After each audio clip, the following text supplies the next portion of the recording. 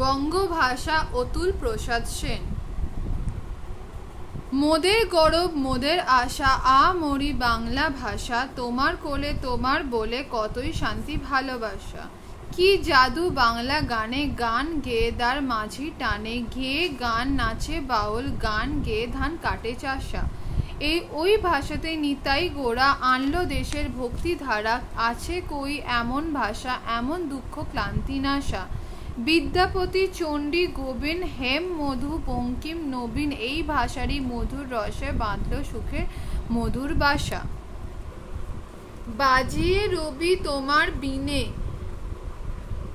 আনলো মালা জগৎ জিনে, তোমার চরণ তীর্থে আজি জগৎ করে যাওয়া আসা।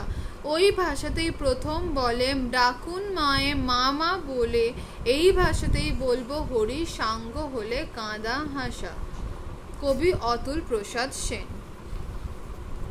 উৎস: এই অসাধারণ কবিতাটি বা গানটি অতুল প্রসাদ রচনা করেন 1419 সালে রবীন্দ্রনাথের নোবেল পুরস্কার পাওয়ার পর।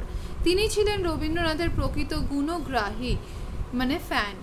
1896 সালে রবীন্দ্রনাথের প্রতিষ্ঠ খামখেয়ালি সভার সদস্য ছিলেন তিনি। অতুলচন্দ্র রচনা সমগ্র থেকে এটি সংকলিত হয়েছে।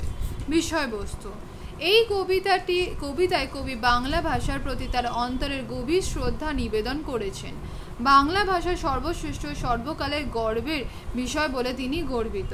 বাংলা ভাষায় কথা বলেও বাংলা ভাষায় সাহিত্য রচনা করেও কবি শান্তি ও ভালোবাসার আশ্রয় খুঁজে পান। বাংলা ভাষা জাদুময়। বাংলার গান যখন বাউল কৃষক মাটির কণ্ঠে শোনা যায়, তখনই আমাদের মন প্রাণ ভরে ওঠে। বাংলা ভাষাতেই অসাধারণ কাব্য রচনা করেছেন বিদ্যাপতি, চণ্ডীদাস, গোবিন্দ দাস, হেমচন্দ্র, মধুসূদন প্রমুখ কবিরা। এই ভাষাতেই মধুর কাব্য রচনা হয়েছেন বিশ্বকবি রবীন্দ্রনাথ ঠাকুর।